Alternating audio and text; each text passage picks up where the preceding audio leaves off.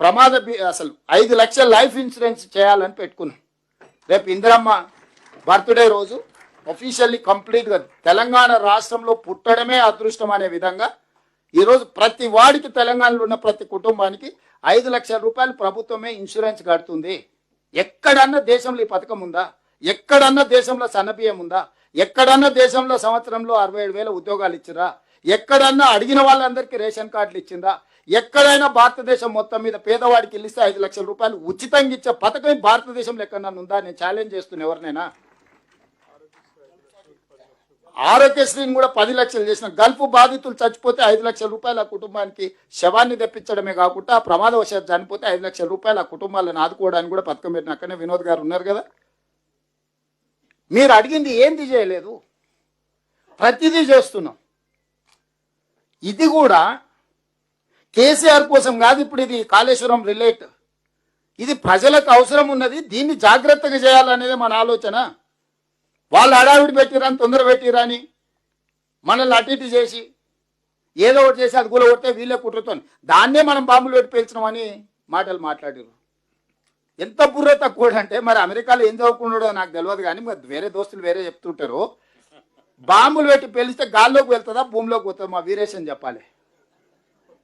ఎన్నో బాంబులు పెట్టి పేలిస్తే ఏదైనా మనం బాంబు పెడితే అది ఏడైనా పెట్టు గాల్లోకి లేస్తుంది కదా, పైకి లేస్తుంది కదా.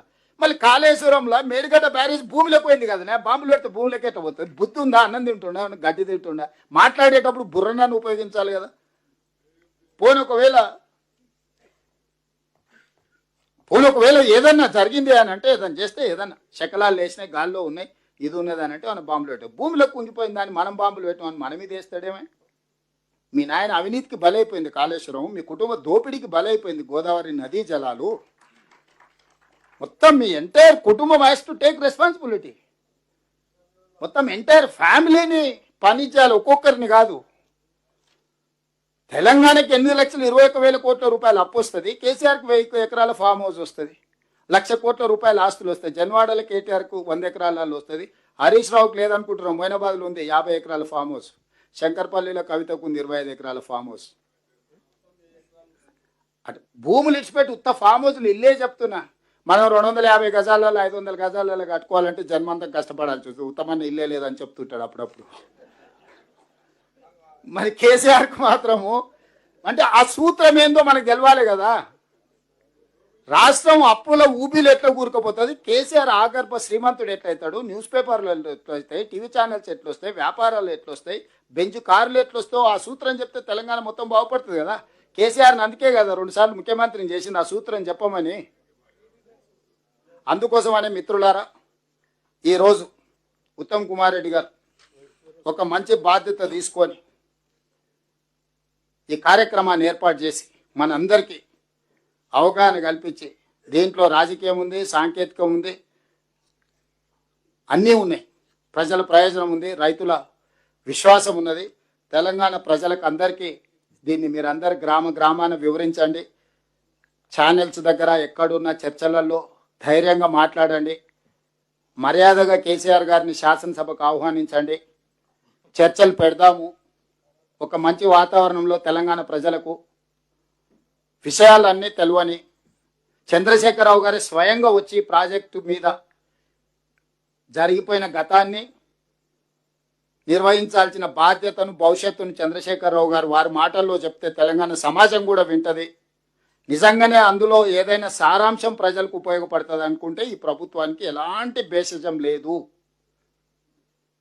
ఉపయోగపడే సలహా ఎవరిచ్చినా ప్రజల కోసం ఉపయోగిస్తాము. మాకు వ్యక్తిగతంగా ఎలాంటి అభిప్రాయాలు లేవు. ఇది మీరు ప్రతి దగ్గర చెప్పండి.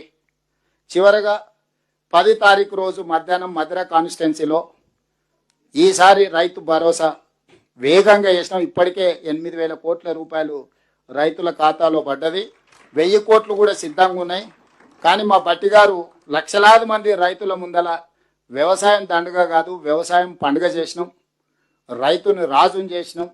లక్షలాది రైతుల మధ్యలో మనము ఈ పండుగ ఉత్సవాన్ని నిర్వహించుకుందామని బట్టి గారు మిమ్మల్ని అందరినీ ఆహ్వానిస్తారు. బట్టి గారి తరఫున 10 తారీఖు నాడు మధ్యాహ్నం 2 గంటలకు ఖమ్మం జిల్లా మధురకు మీరందరూ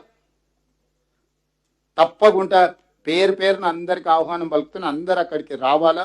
ఆ రైతులతో కలిసి ఆ సంతోషకరమైన పండుగలో పాల్గొనాల్సిందిగా మీకు అందరికీ విజ్ఞప్తి చేస్తూ మీ అందరి దగ్గర సెలవు తీసుకుంటున్నా. ధన్యవాదాలు మిత్రులారా. అందరికీ ధన్యవాదాలు. ఈ ప్రోగ్రాం ముగిసింది. Thank you.